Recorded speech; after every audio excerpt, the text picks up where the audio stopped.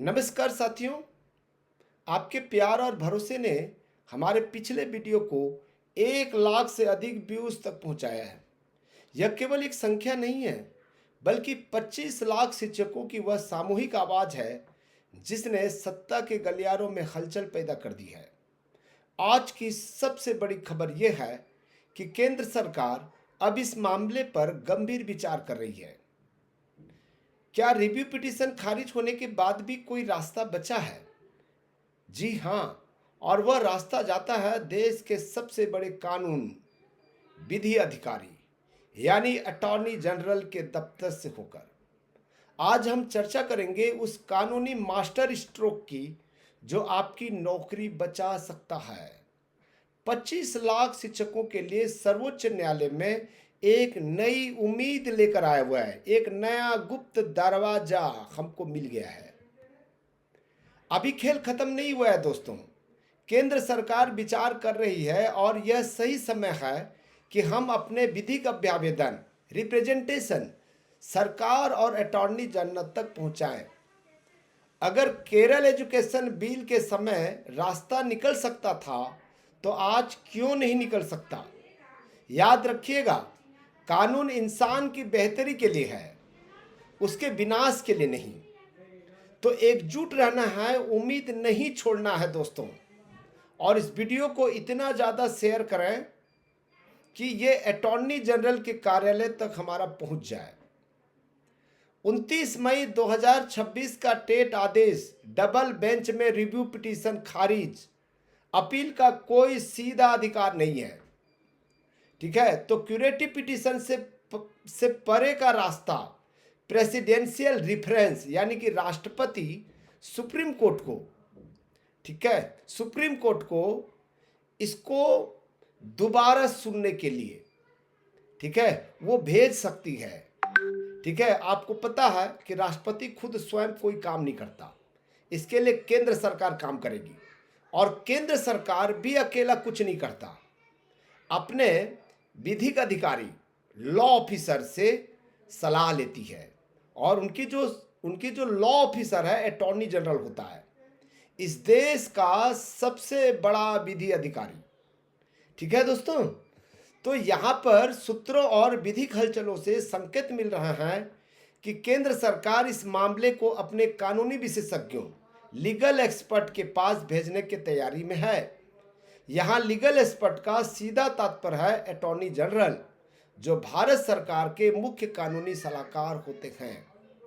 25 lakh in service शिक्षकों का भविष्य दांव पर है। रिव्यू पिटीशन में 20 से 25 राज्य पार्टियां शामिल है। ठीक है, अटॉर्नी जनरल के माध्यम से कानूनी राय की तैयारी चल रही है। राष्ट्रपति के माध्यम से सुप्रीम कोर्ट को पुनर्विचार के लिए बाध्य किया जा सकता है। आपके लिए बहुत अच्छी खुशखबरी है। अनुच्छेद 143 संविधान का, ठीक है, एक बढ़िया रास्ता है। प्रक्रिया क्या होगी? सरकार पहले अटॉर्नी जनरल के विधिक राय मांगेगी। यदि अटॉर्नी जनरल यह सलाह देते हैं कि इस मामले में संवैधानिक पेच है तो सरकार आगे का कदम उठाएगी।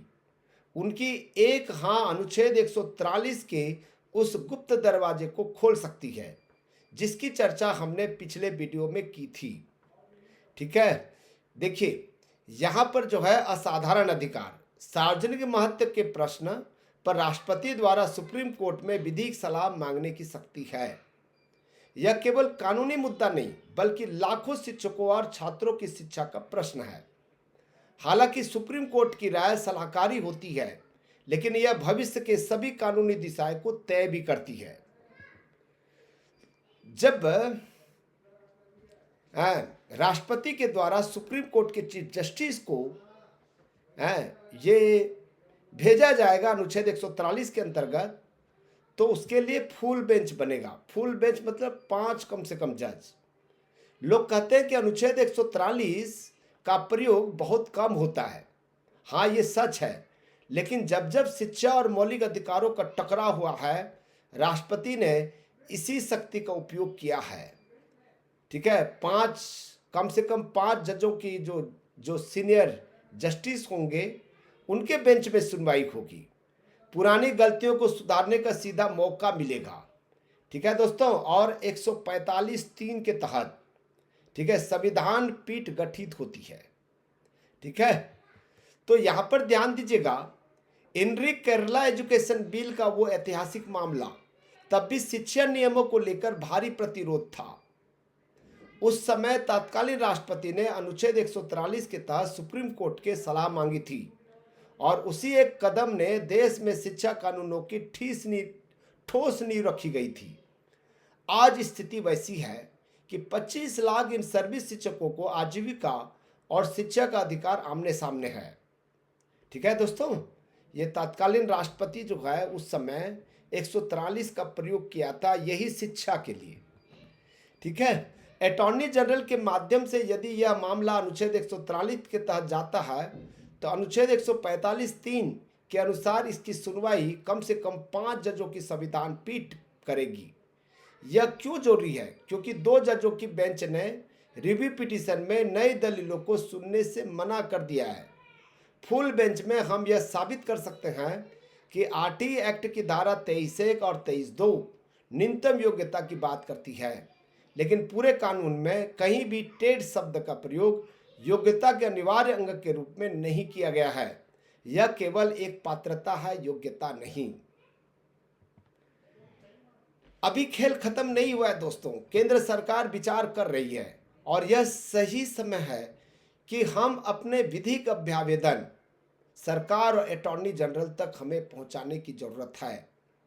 ठीक है, इस वीडियो को इतना शेयर करें कि अटॉर्नी जनरल तक हमारा जो वीडियो का जो मैटर है वहां तक जाए, केंद्र सरकार के पास पहुंचे।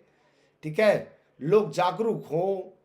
ठीक है, वकील तक ये बात उठे तो स्वाभाविक सी बात है, ये आपके हाथ में है। आप चाहेंगे तो होगा, आप नहीं चाहेंगे तो नहीं होगा। ठीक है, इसमें हार मारने वाली बात नहीं है, इसमें एकजुट होने वाली बात है। और मैं अभी सुबह सुबह टेट परीक्षा के लिए मैं मॉर्निंग में 10 बजे एक वीडियो अपलोड किया हूँ आपकी टेट की तैयारी से संबंधित, और नीचे में मैं जो है टेट से संबंधित कुछ बुक साइट कर रहा हूँ जिनको आपको खरीद कर पढ़ना चाहिए। ठीक है दोस्तों, टेट के बुक और टेट की लेक्चर्स के साथ साथ आपके विधिक जानकारी जो आप टेट से जुड़ा हुआ है उसको हम आपके लिए लाते रहेंगे। चलिए, हम कल फिर मुलाकात करेंगे, तब तक के लिए मैं विदाई लेता हूँ। बहुत बहुत धन्यवाद। Thank you.